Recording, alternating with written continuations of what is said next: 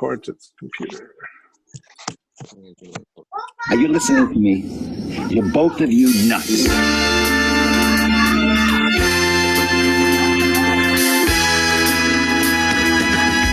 Why do this? Why not? You've got to ask yourself a question. I'll answer the question. You want answers? You have the luxury of not knowing what I know. It's that simple. And people are always looking for something to be recreationally outraged at. Are we clear? Are we clear? Who said that? Nobody, huh? Ah! That's the war face! Now let me see your war face! Ah! I've got 2 months juice left!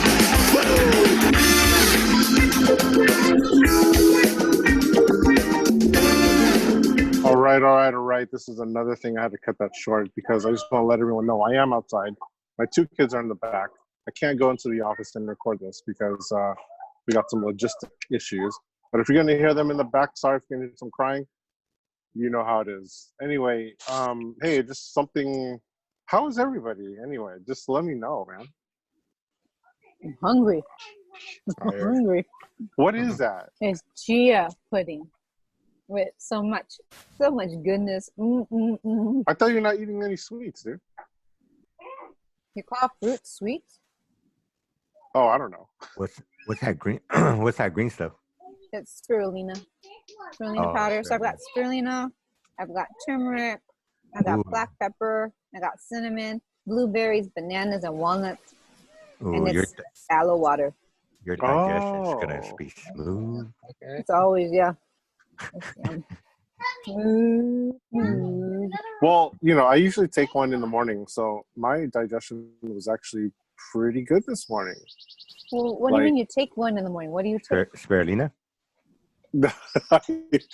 Well, I usually go dump in the morning, man. Oh, yeah. Drop the kitties in the pool, man. But and do you drop more than once a day? No, I only usually just once. One dump. Got it. Sometimes twice, but just once. But it came out great. It was good because I actually switched to something yesterday. I actually started just having cabbage soup. Oh, you actually did it? Yeah. So okay. I made the cabbage soup, and I'm gonna try it for 7 days. Following the directions that were given.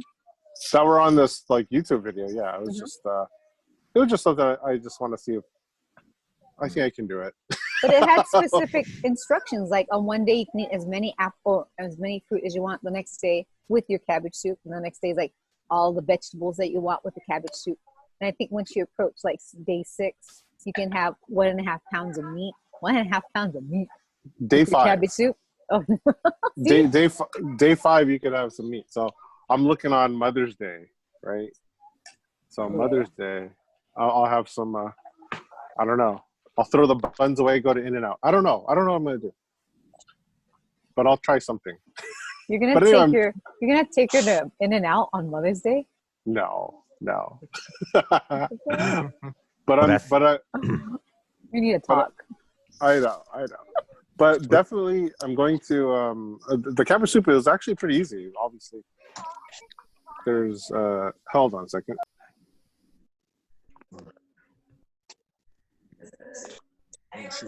Oh, he's about to discipline those kids.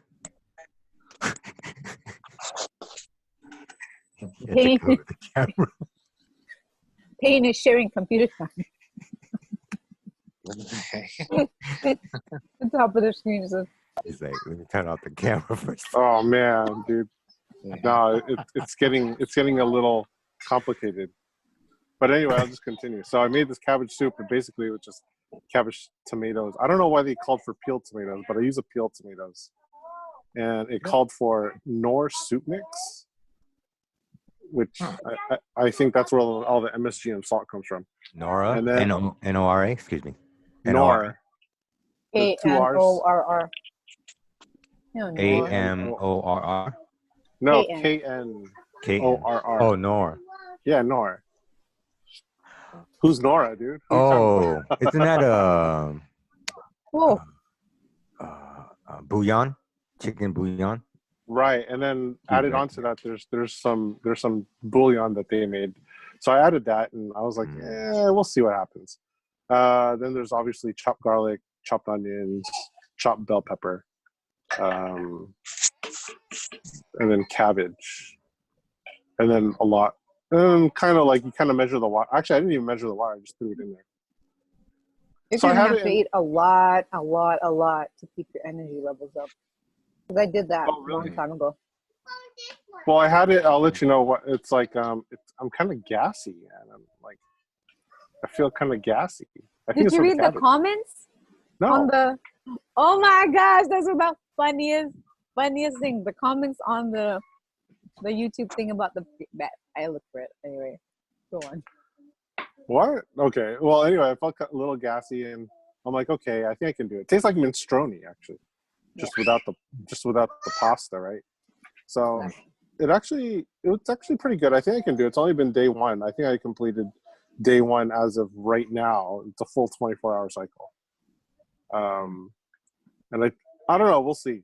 I'm just trying it just to see if I could reset myself, and then maybe I could start thinking about like moving forward from that. Like, how should I make food, or how I should eat?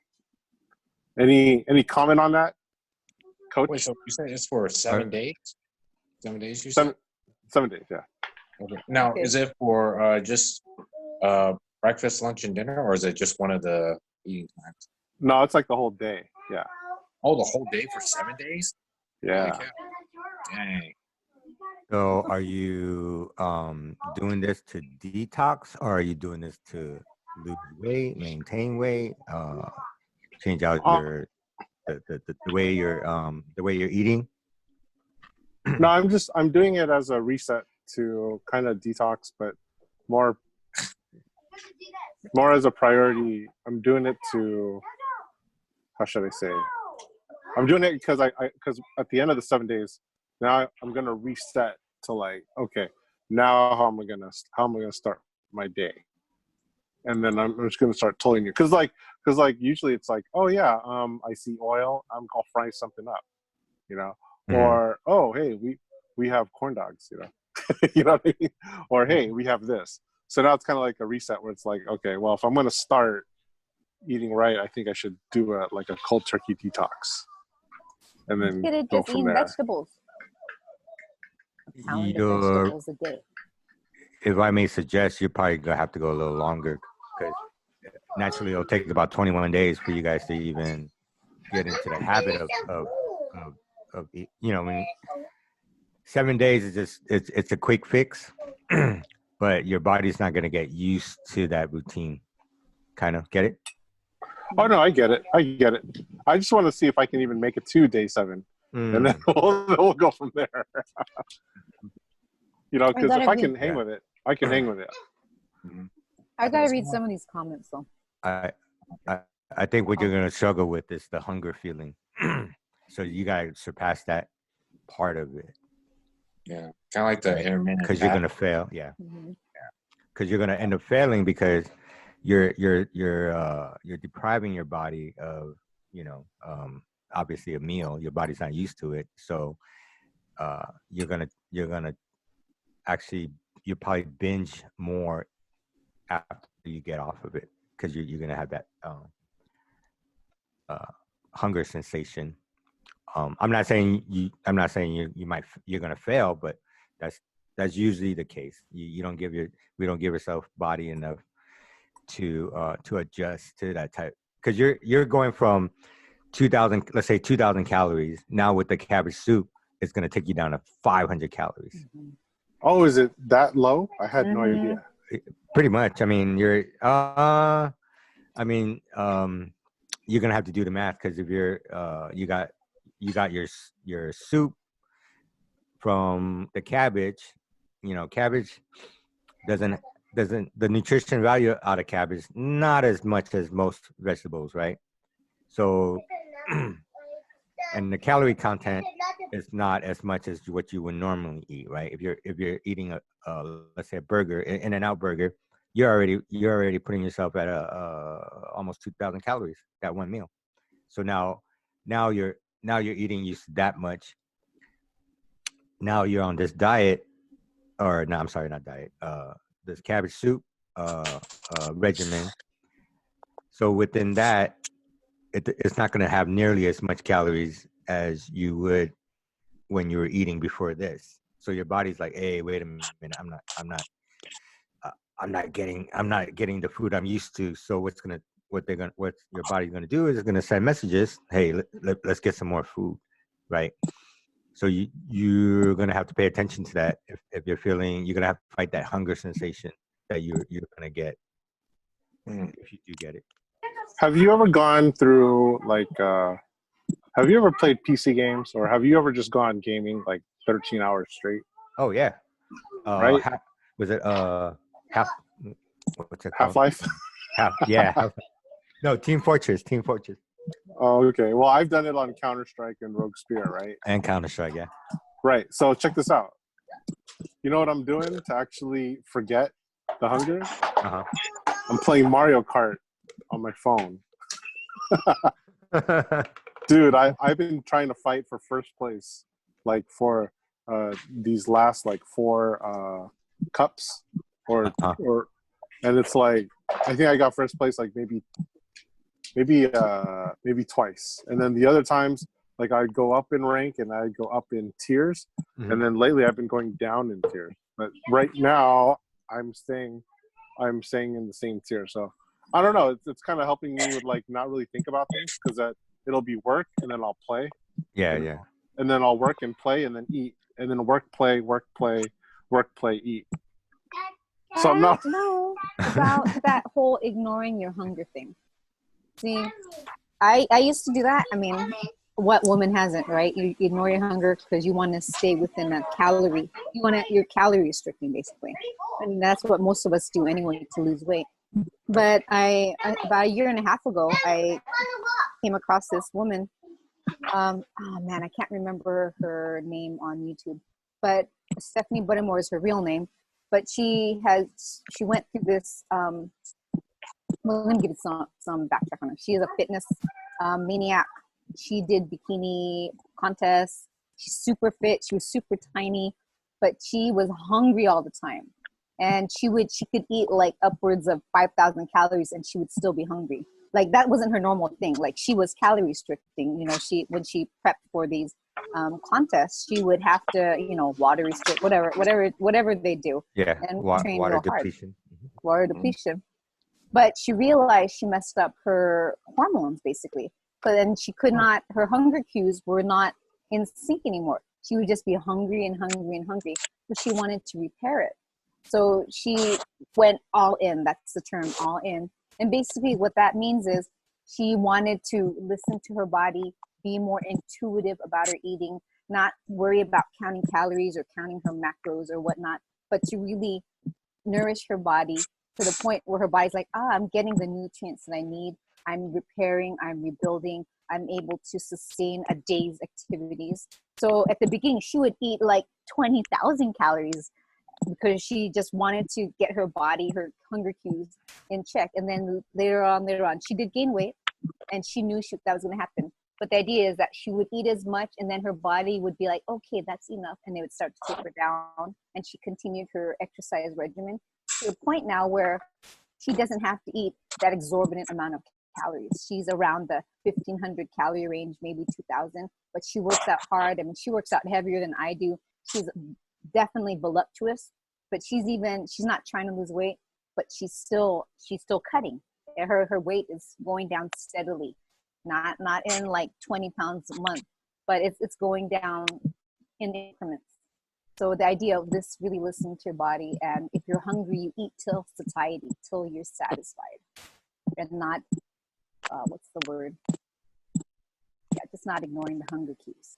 Well, I've done it. I've done this before. I mean, this is a method that, I haven't done this soup before, but I've done this whole thing where if I wanted to reset myself, I have. At one point in life, I was 464 pounds. When was that?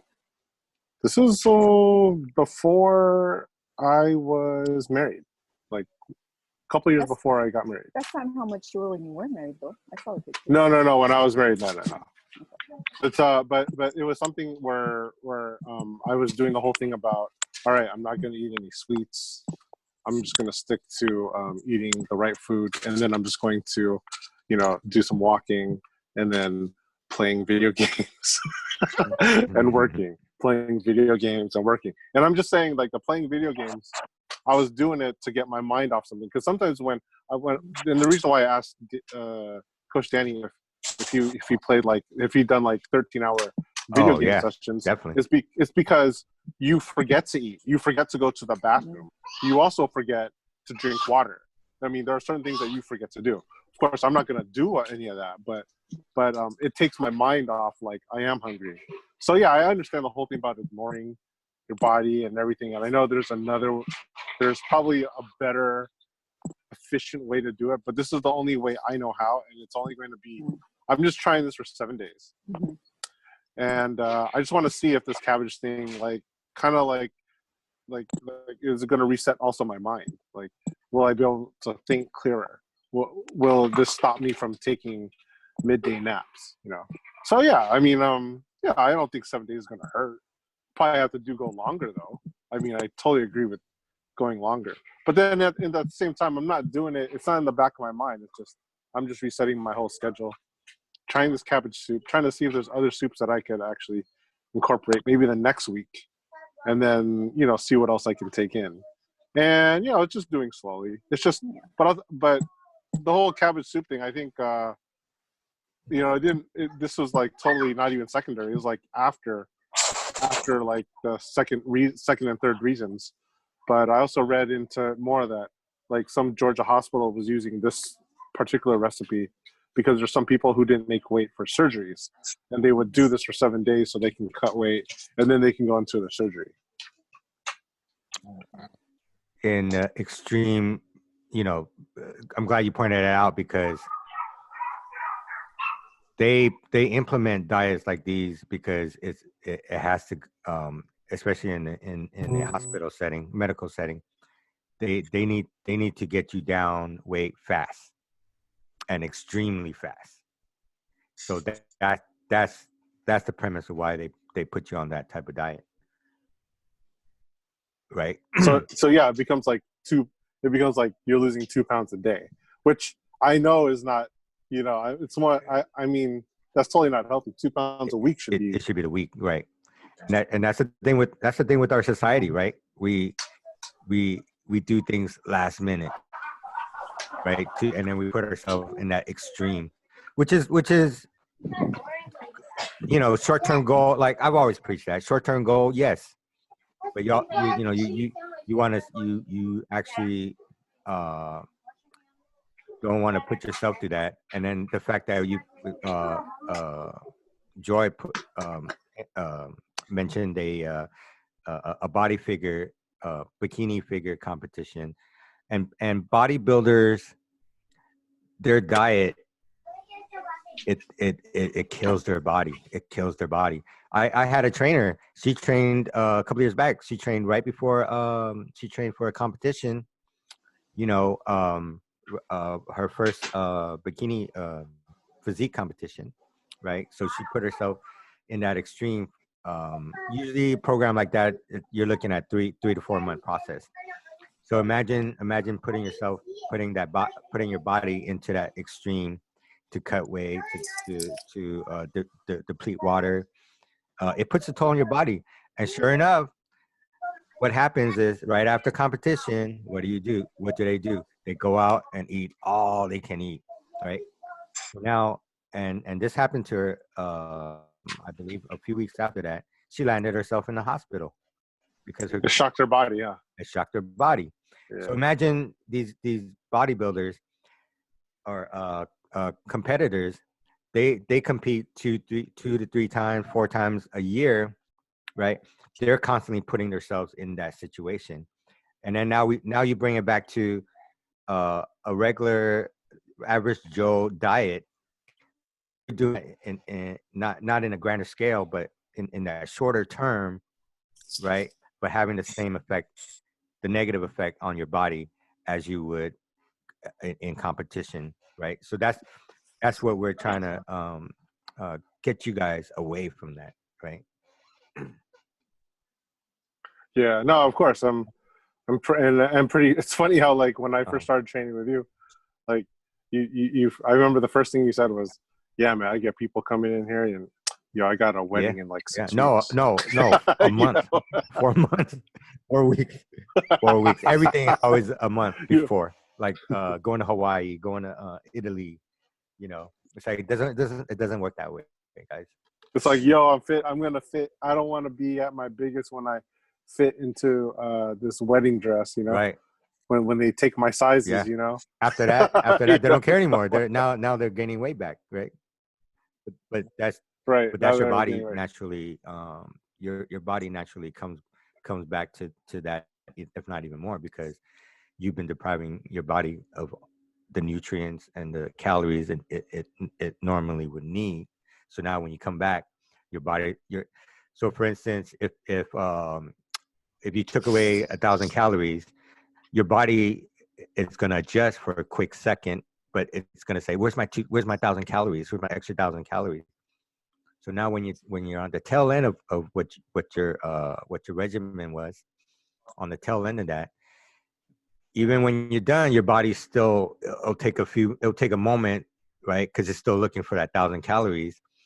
Even when you're done and you're putting regular food back in, now it's gonna want to hold on to those calories because we've been depriving them of the nutrients and calories. So now that's why we get the yo-yo diet, because when we get off of it, we're gonna eat regular food because we don't have that we don't have that program in our head to think what we're gonna do after the fact. But I did hear you say that let's see what happens after 7 days and see what kind of adjustments I can make, which is great, right? That's the great mindset. That's what everyone needs to do. It's the fact that people don't. So now they 7 days, okay, and then I'll come back and I'll eat more, right? Or regular. So I think it's even like, you're saying calories and then you said calories and nutrients. I think we need to pinpoint the nutrients. So we can eat 1,000 calories of pizza or even extra, but our body's still going to feel like it's starved and it's going to say, just keep eating, because we don't get the nutrients it needs to function normally, to do its daily thing of repairing and restoring. So even that's why you've got people who are overweight and they're like, why don't you just eat less? It's not even about eating less, because they'll like, okay, I'll eat less, but the body's still starved for nutrients. So it's really about the quality of the food that we stick into our bodies.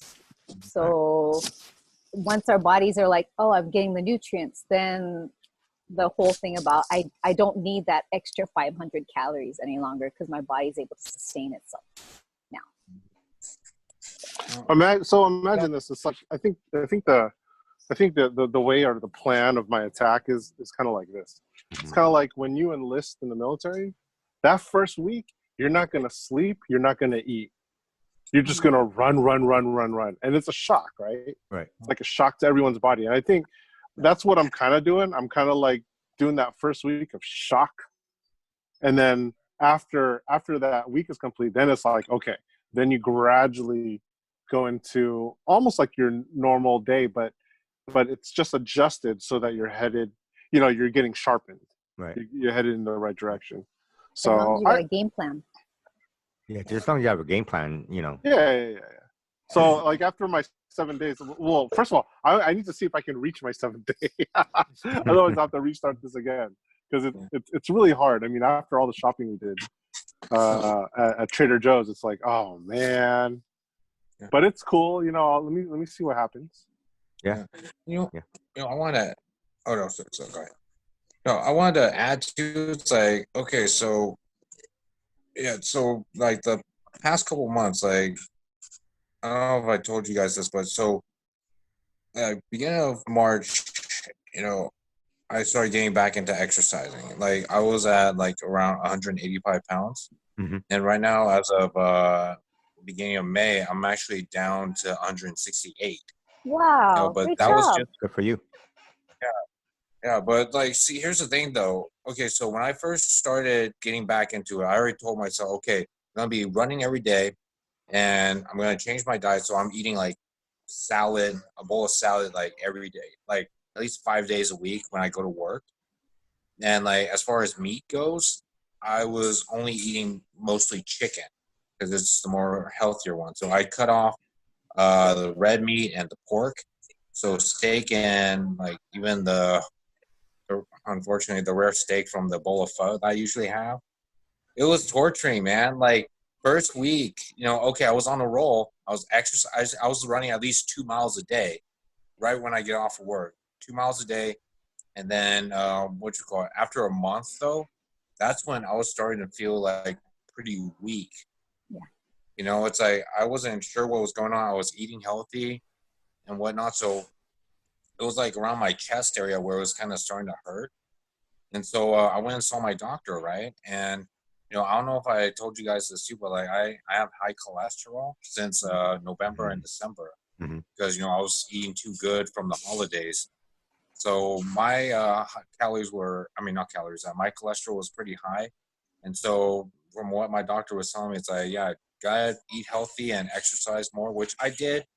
But like after that month, I went in to go get checked up and said, well, it seems like, he checked my chest area, like applied pressure and all that. And there was really no like, big pain whatsoever. He said like I should have felt some big pain right here. So I told him my daily activities and my dieting, and that was the first thing he asked too. Was like, okay, how much meat do you eat a day?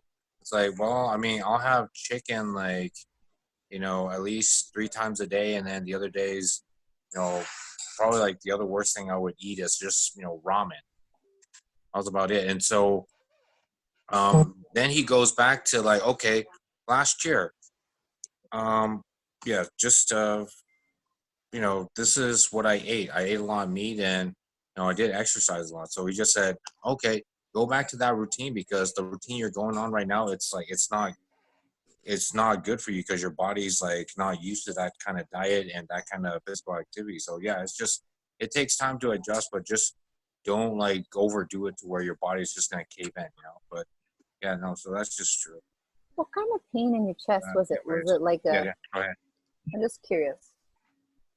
What kind of pain did you have in your chest? It was like just like when you stretched, did it hurt, or it just hurt on its own? A little. Yeah, it was just just a little chest pains here and there.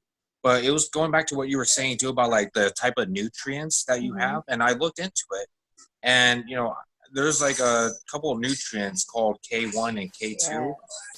Yeah, so K1 is the veggie side, K2 is the meat side.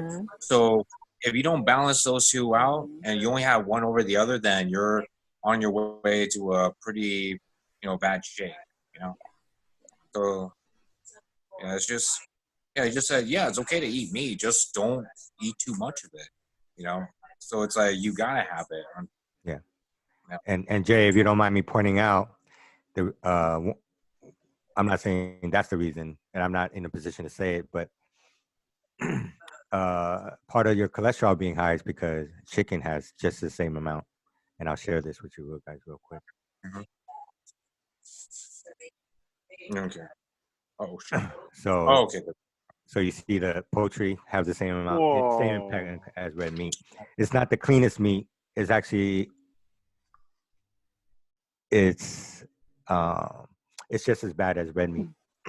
So we tend to think chicken is healthier and leaner to a certain extent, but they harbor a lot of bacteria as well. Yeah, which is why it's a lot longer to cook. Yeah, and that's why it's so cheap. Even at Costco, you can buy $5 for. Oh yeah. Right, and there's more antibiotics and more in hormones in that meat as well. Right, and I don't want to push the agenda, but that's part of the reason why. Yeah. True. I mean, like, okay, no. I was gonna say too. It's like, does it depend on where you get the chicken too? Because notice how like at the Asian markets, the chickens are a little bit smaller than like the chicken, the American market. Yep. Yeah. Those are chicken you want to go after. But even in the Asian market, you still gonna have to skip through it because they do. I don't know the exact numbers, but I'm saying at least 60% of their inventory is, or even higher, are chickens with antibiotics coming from these farms versus the more natural chicken. So a natural chicken, I think you probably have to go behind the shelves or the whatchamacallit, the butcher, instead of grabbing it from the the aisles. Prepackaged. Yeah, prepackaged. Yeah. Or I mean, if you have a local farm close to you, source it from there. Okay. Yeah. Well, hey Joy, why don't you launch off some of those funny comments? You talked about? Oh yeah. Listen. Do I still have them? I don't know. Yeah, we went off kind of deep there. All right. I don't have one. It's gone. It's gone. Yeah. I mean, I can go look for it. It'll take me like a minute. But all right, so let's do this then. Let me share this video. All right. Let's see here. I won't preface it with anything. But if you want me to stop, I'll stop. Now, we can not only forget our republic and our freedom, but we can forget humanity because we'll be killed by this agenda.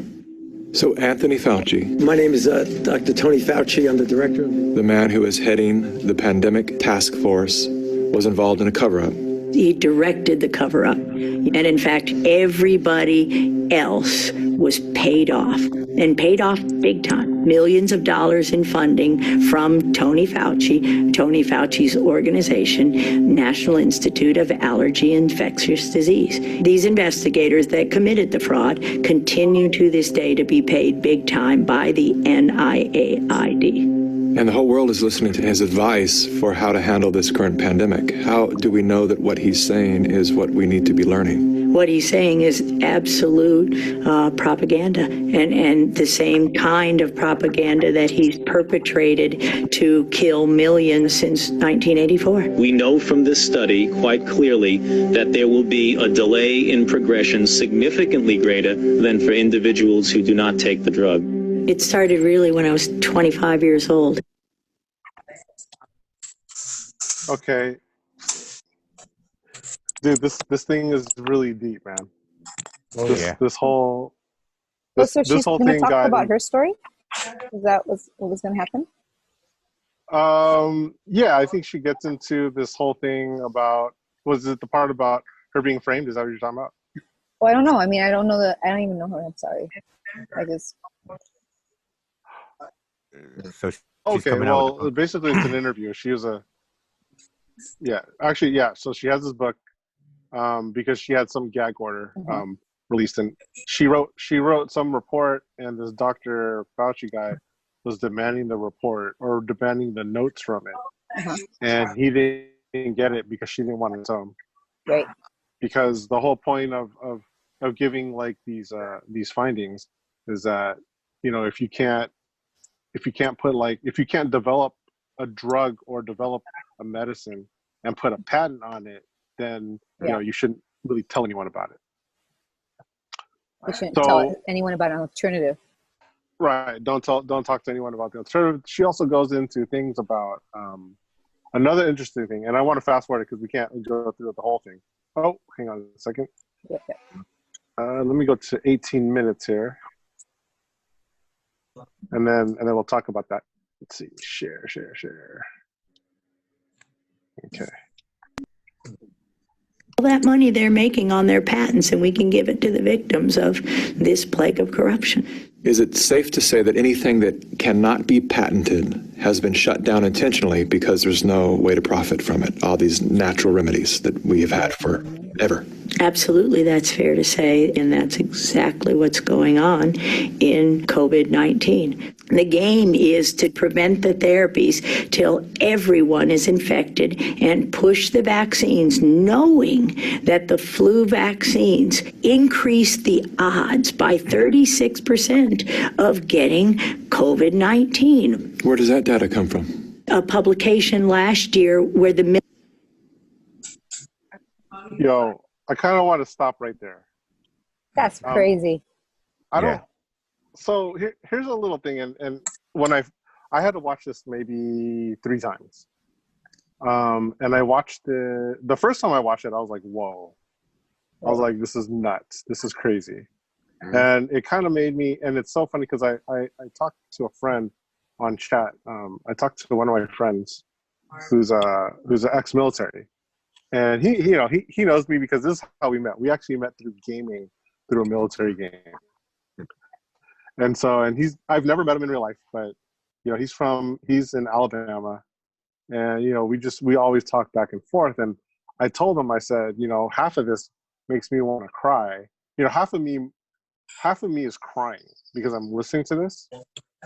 And the other half makes me want to rack my slide, which means basically I'm ready for like this revolution to start because, this is getting out of hand. And so, that was my emotional part that came out. But something that I realized throughout this whole thing was I was trying to look at how it was cut.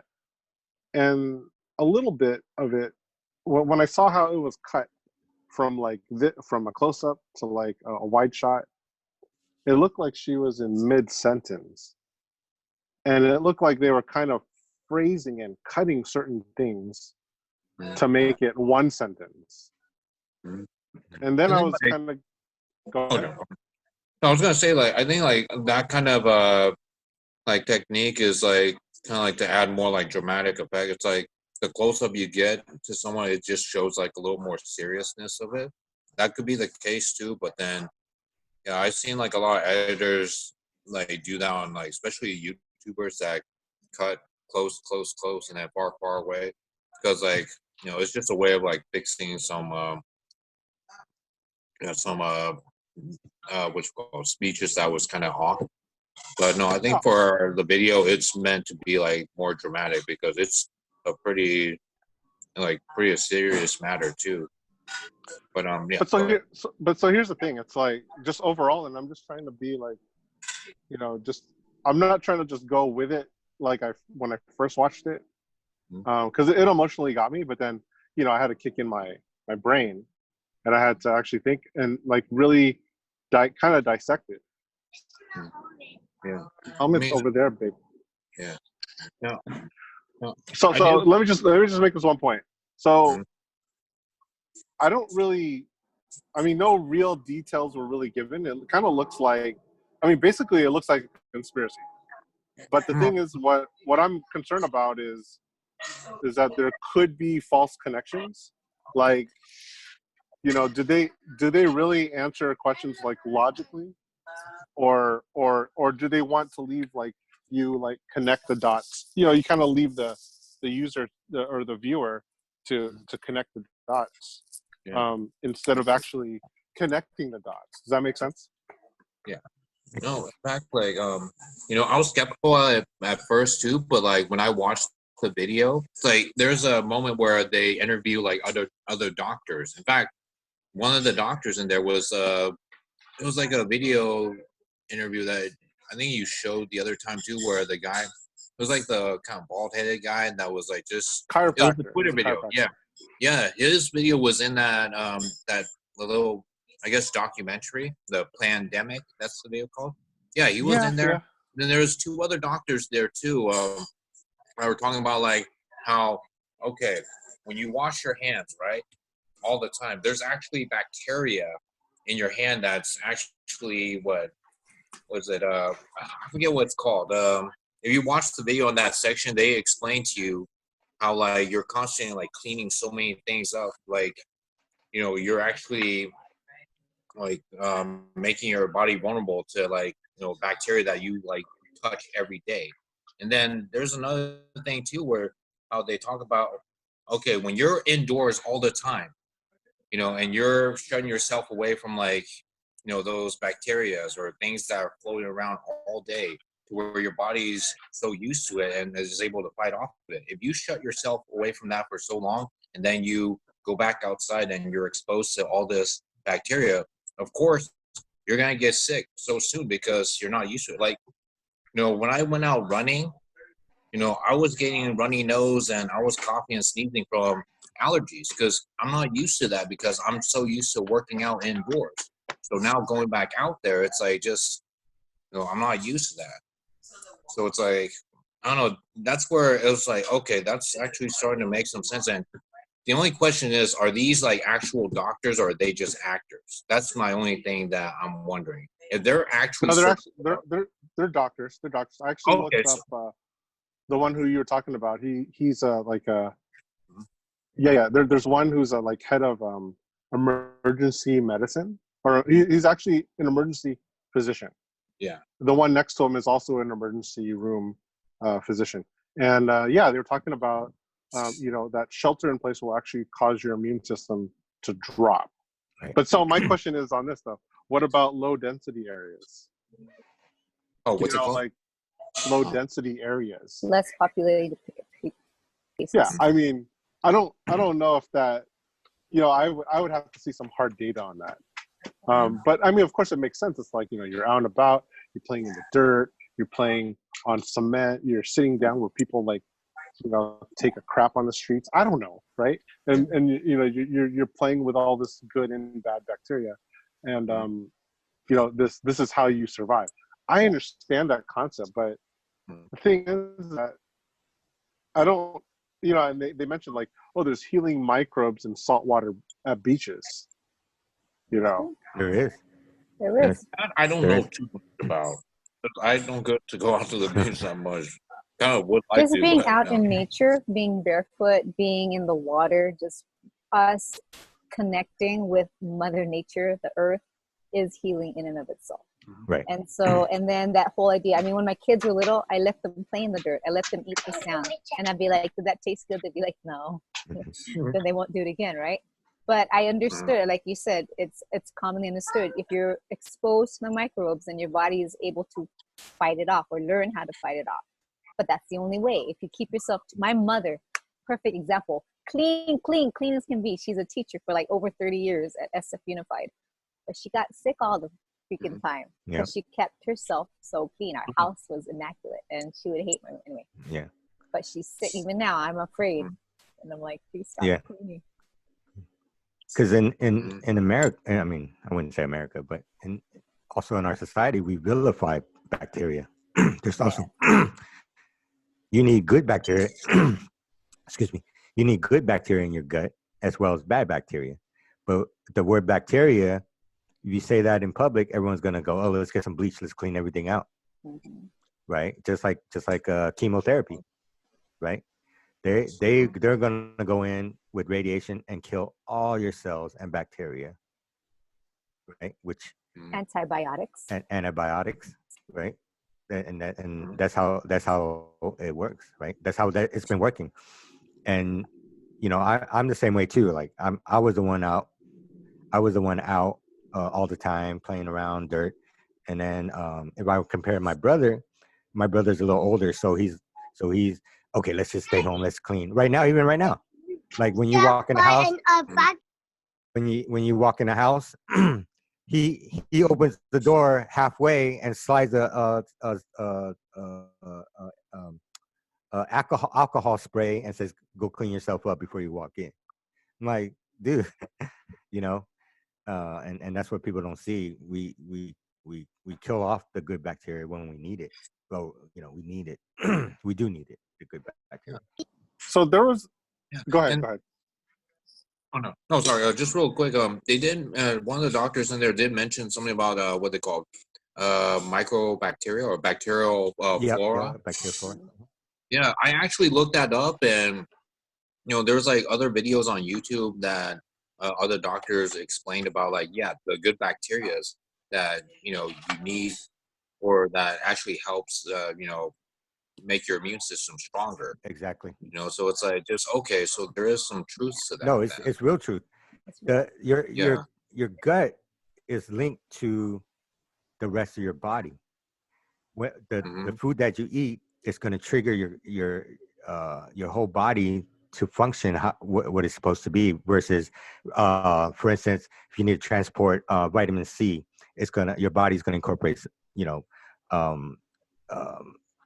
something else to transport it, and who delivers that message is coming from your gut. Yeah. That's why gut health is just as important. I haven't really delved into that yet, but I know it's really important. I've been just trying to grasp myself in this whole the whole nutrition part. But I know for sure, and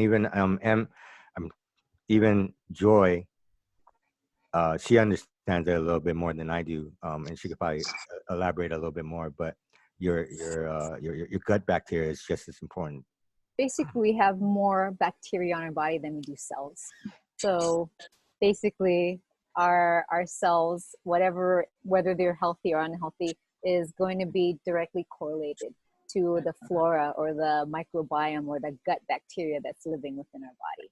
So the idea is every time we slap some antibiotics in our body, we suck it up for 10 days, we kill off everything, and then we have to start from square one. But if our diet and our lifestyle aren't conducive to creating good bacteria, then we're messed up already. I mean, from the beginning of time, our kids have had ear infections. I had infections. I downed the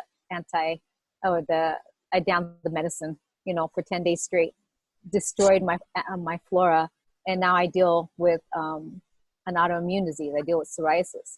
It kind of was passed in the family, but just because it was hereditary didn't mean it was pulled the trigger. I think lifestyle choices and medical history make a huge dent into how our bodies function.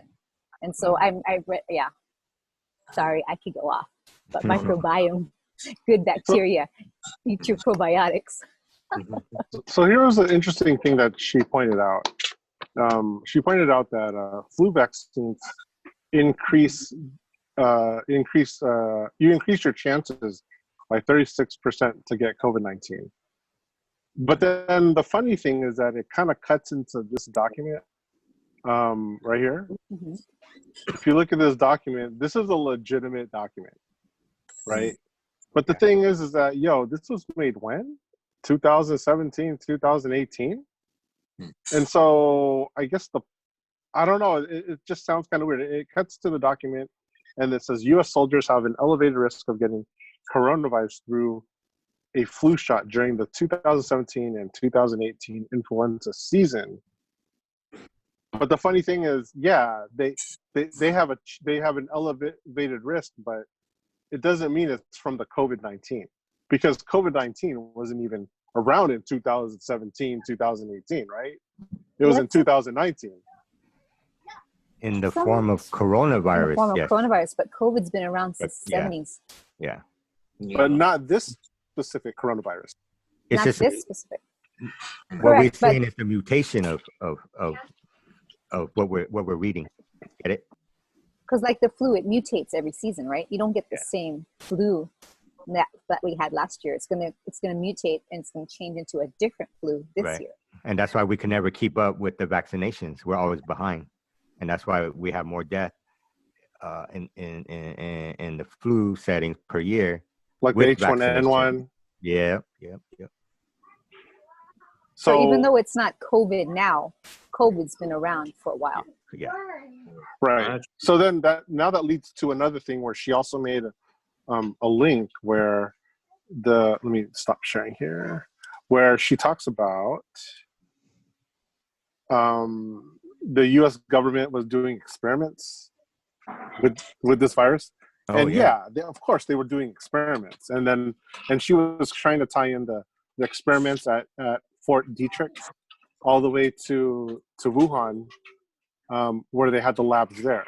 Now here's the thing, it's like there's really no direct link except through financial tracing. But then again, through financial documents, that could be enough. To me, it's not enough. You know, like if just because they're getting funding from the same area, that doesn't necessarily mean that, oh, they were working on, like, you know, they were conspiring to work on the same virus to release it. You know, so that you know, you fall into the whole thing where, you know, you have a problem, then you work out a solution and then you pay for it. So you know, so that you can get paid for the solution that you have for the problem that you already created, like way back when. So I don't know. I mean, there's some things in question there, and I mean, those are the only things that really stuck out to me. I mean, you know, she also made something about how, like, there's really no evidence when there's actually I don't see any evidence now about COVID-19 being engineered. I mean, of course, but that's like up for to debate, because we have to let more time go by to actually find out, like, if it was actually engineered or not. Yeah. Sorry. No, go ahead. No, I was just gonna say, it's like, you know, I watched the YouTube version, and apparently, like, a lot of the comment sections below were like commenting a lot about, like, you know, everybody reposting this because they're all getting deleted off of Facebook. They are. And yeah, YouTube, and everybody's commenting like, dude, download this video and repost it and all that. It's like, you know, it's like, if that's the case, it's like, man, this is starting to get I don't know, like, kind of interesting, because it's like, if things are getting deleted, it seems like, I don't know, there's information on there that someone out there doesn't want people to know, you know. So that's, I don't know, it's just, there's pressure from somewhere else, right? Mm-hmm. There could be people in the government with some kind of pressure on YouTube. It's also getting deleted on Facebook. Mm-hmm. So it's also getting deleted on Vimeo. Every time someone puts it on for like an hour, it gets deleted on Vimeo. Mm-hmm. Yeah. So, well, I download the videos. Yeah. No, don't. But I think it's a little too hot to post. What do you think, Coach? Which one? No, this video that we were watching, the pandemic. No, there's so much crap behind it. You know, there's even a doctor back in January. He was out of Harvard. He was arrested for I think bringing the coronavirus over to China. Dr. Charles Lieber. Yeah, he there was an article on him on January 28th. Charles Lieber. But yeah, no, don't trust. You know, I've learned that we can't trust what they say, right? That's true. Yeah, we can. Even on a cannabis level, right? Cannabis, for the longest time, they can't. Same thing as what she was saying. You can't patent a natural product, right? Cannabis being natural, they can't patent it because you can't tax it. You can't. Yeah, exactly. You can't tax it, so they make it illegal, right? But now with this, the past 10 years, or a little bit more, with the whole flourish of social media and the knowledge, the information, you know, it's kind of forced. It forced the government to make it legal, because they haven't found it to kill anyone, you know, and anything that they were claiming, it wasn't valid, right? It just gives you the munchies. That's just the munchies and gaining weight, and then make me rich. But yeah, no, Dr. Sebi back in the 90s, you know, he had cure for cancer and everything else, and he suspiciously died. Yeah, that was, when I read that story, I was like, dude, this is too deep. Yeah, it gets crazy. But it's funny. It's like, even if it almost, after I saw that, and I started looking up stuff, and I was like, you know what? If I start believing this and I start talking about it, I might end up in the ground. You know? A lot of things. Oh yeah. You know, but here's the thing. It's like, so she was like really popular in the 90s, right? Ooh. When we were all younger, right? She was the one who actually was trying to identify and actually find a way to slow down HIV. And that's her claim. That's how she got famous. But here's the thing, man. You're talking about what, 30 plus years ago. Now I'm kind of questioning everything now, because it's like now everything's in question. Oh yeah. About everything.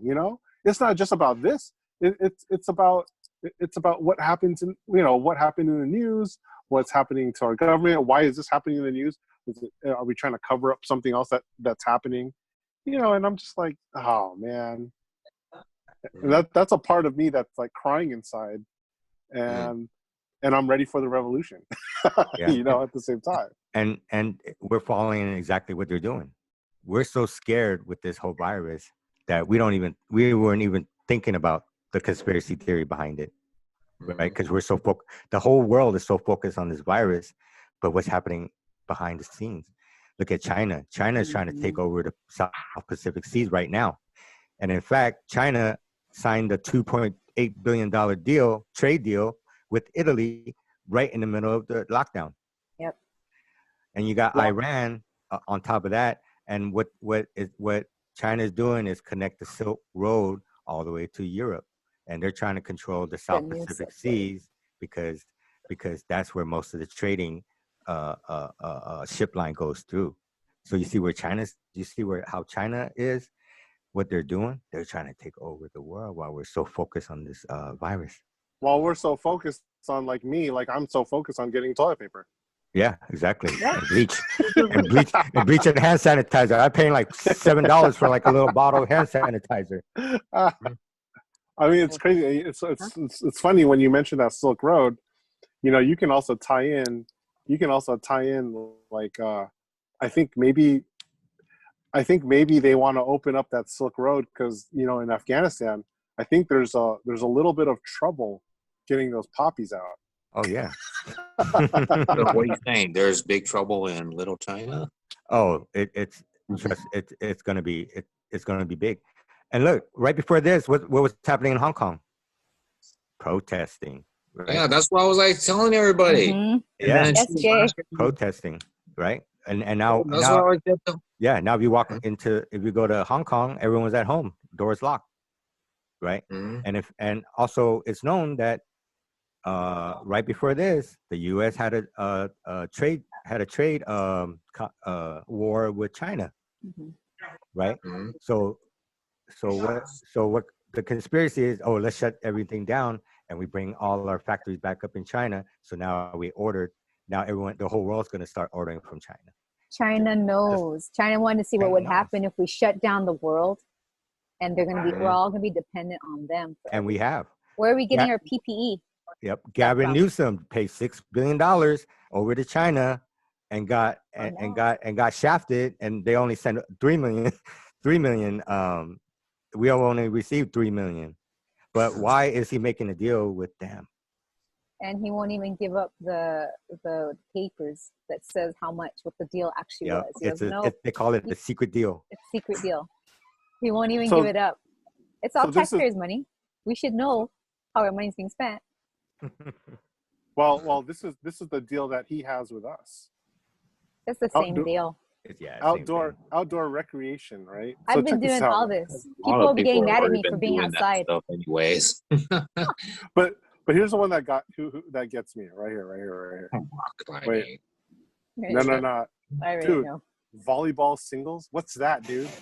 How do you play volleyball singles, dude? You got to hit it against that wall, like that tennis, the self tennis returner with that big wall.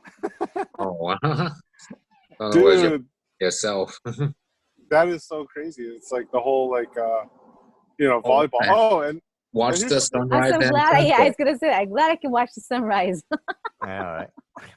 Again. So anyway, that's I don't know, some crazy stuff, dude. It's like now that things are coming out, and I'm actually glad things are coming out. Because I think what also had to do with it is, the intensity of people actually trying to do research and trying to look up things and trying to validate things. Ever since the food revolution started, and I'm glad it started. I think they're now applying those same tactics to everything now, you know, especially now, because it's like, yo, do we really have to be at, you know, it's like they got us all locked down and scared, and the longer that this goes, there are probably deals that are being made right now. Oh yeah. Oh yeah. Definitely. Yeah, it's like shoot, all those commercials where it's like, oh, stay home. It's like you can make it work. Turn your kitchen into an office. Turn the backyard into a playground. You don't need to go out and see what's really going on, kind of thing. Yep. Put your blinders Control, on. man.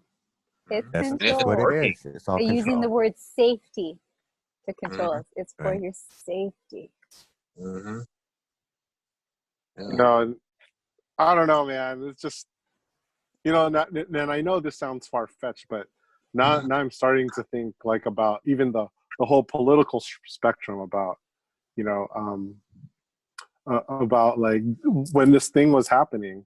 Did you know that guy, that Adam Schiff guy, is trying to propose like another, what do you call another impeachment because of how Trump reacted slowly to the coronavirus getting here? It's ridiculous. No And one so- knew what Corona was about at the time. So how can anyone make an see, informed decision? that's where I think the deception is. I think this could have been Plan B if you can't get him impeached. No, it makes Probably. sense. It makes sense. Yeah, yeah. It makes You sense. know, this is No, Plan it's not B. even far fetched. They're saying he didn't do anything yet. In January, he wanted to close off anyone coming in from China. In January, people seem to forget that. Right. But then Adam Schiff is trying to do another impeachment because of how he acted, and it's so funny. It's like, dude, you tried to impeach him at that time anyway. What else was he focused on, man? It's like, what do you expect him to do, right? But I really think that this could have been a Plan B. I'm not saying it is, but I'm saying it possibly is. Oh no, there's Plan B, C, and D. Right. all the Always. way to AA and BB and Right, CC. double Z, It goes double on. Z, triple Z. And it's gonna go on, dude. And it's scary. So I don't know. This video, I was thinking about posting it, but I think I'm gonna hold off on posting it. Is that the plan? That's the pandemic video. Send it to me. Pandemic video? Yeah. I want to hear Because it. I don't. The only reason It's on why the thread. I'm It is? yeah, I posted it up there, but it's private. It's private. When did you post it? Yeah, I mean, you can even just watch it on YouTube. People have been like reposting that like crazy too. You have a YouTube? Yeah. I mean, it's on YouTube. Oh, So oh, you just gotta type in "Pandemic Part 1." Okay. That makes me wonder: is Part 2 even going to be able to make it? It might be another name, under another name. It's going to have Was to it be. the one? The one said it starts with fair use from Jason. Is that the one? Yeah. That's Jason. I totally missed it. It was 7 hours ago. Yeah. So we're gonna. It's a little scary because there's some. I do have questions about it. But it's also scary because at the same time, I mean, if I post this, are we gonna get some backlash? Let's see. A lot of people are talking about it anyway, so it's like we're not going to be the only one. So Yeah, just keep your hashtags safe. Don't put anything like revolution. But I'm ready, man. Newsom. I'm ready. I mean, I even got my shirt on, dude. Look. I pack. Oh, snap. Oh my. It's so funny, dude. Yeah. There's these guys who are delivering off the some mattresses for the bunk bed that we got for the kids, and it's so funny. I walked out with this, dude. And they took like one look and they're like, "Oh hey," and I'm like, "Oh hey, what's up?" Softened your voice. Hey, Mister. I was like, "Yeah, hey, can you just bring that over? It's for the kids." And then my kids come out and they're like, "Oh yeah, okay." so Hey, instead of dropping it to my door, they dropped it they put it up against my car. They're like, "Okay, No way. thank you, sir." Yeah. Well, I mean, it's okay. They were light anyway, but I didn't want to. I don't know. Does this scare you? Or No, maybe it's more the 6 feet away. Yeah, they were more like 12 feet away from me, dude. Oh, okay. Well, I gotta eat my cabbage soup, dude. Yeah, you hungry now? Cabbage soup. Eat a lot. Eat a lot of it. It's not gonna kill you. Yeah. You can eat a lot more. Listen to your body. Actually, as far as vegetables, you would eat a lot more. You would need a lot more. You're gonna need a lot more. Well, I mean, should I follow that 5th day and go for some meat, or should I just take in a little meat now? Well, you want to do it. Try it out for what it is. That's how I like. When I do any recipe, I start out the way it is and I tweak later. Yeah. So see how you feel. It's actually a good experiment. Let us know how it works. Yes, indeed. Yeah. If you stop thinking about that meat on the 5th day, you might even forget about it. You might. I'm not really thinking about it. Yeah, I'm not. Yeah. So if the trick is don't let your mind start thinking about it. Just play Mario Kart. Right? Yeah, play Mario Kart. And Jay, great job. Exactly. Losing that weight. Gee. But you're gonna be missing 7 days. You're not gonna miss too much. But if you can switch over to just making a smoothie. Blend it. Oh no. So good I'm tempted because Fanny's making smoothies like every day. I bought hella bananas and blueberries. Yeah, you should. Those are good calories. Greens in there though. Yeah, greens, kale, spinach. Not just fruit. Carrots. That'll spike your insulin. Yeah. I just take a little. I think I'll just take a sip and I'll be like, okay, that's it. let me get some of yours. I go to Joseph and I'll be like, yo, let me get some, and he's like, no. So, where he get that from? Where's he get that from? Me? I don't know. Yeah. Be like, hell no, dude. Get your own. Get your own. I mean, well, he probably did because when I sleep in the bed, I have my own blanket. And you say get your own to him? I tell anyone who's in the bed, like, this is my blanket, dude. I don't share blankets in bed, dude. That's hysterical. With anyone, not even like when I had a dog when I was younger. I'm like, nah, get your own blanket. You let your dog in your bed? Yeah. Roy, I'm curious. Since you're on that cabbage soup diet, if you can, track how many times you're hungry. Oh yeah. Just do like a prison scratch. 1, 2, really? 3, 4, 5. Yeah. Yeah, that'd be cool to know. Actually. Track it, and then when you come off of it, or when you switch over to something more with more fiber, and track how frequent you feel have that hunger cues. Yes, and now you'll know what works better, right? Because with the smoothie, you have more fiber. More fiber is going to tell your mind to say, "Hey, I'm full now. I don't need to eat as much." And you're gonna keep the same. It's still low calorie. The smoothie I make is about 500 calories, and then it's a lot of fiber. Yeah, a lot of fiber. I have kale, spinach, carrots, oatmeal, peanut butter, and then you got your spirulina, flaxseed. All that has fiber, and all the nutrients. Well, most of the nutrients you need, and you could always mix it up with different vegetables too. That can help you stay fuller longer. So that's what I was asking for. Okay. Difference, yeah. I'll you know what? I'll just post it on Facebook. I'm hungry. Just kidding. Oh, I want to see it. Tag me. Tag me. And then you'll Next know, hour, dude. I'm hungry again. You'll know. Stop dude. tagging me now. You know, it'll be like every 15 minutes, ding, ding, ding. That'd be funny, dude. I'm Roy. I'm Danny. I'm Jay. And I'm Joy, and you're listening to CINS Radio.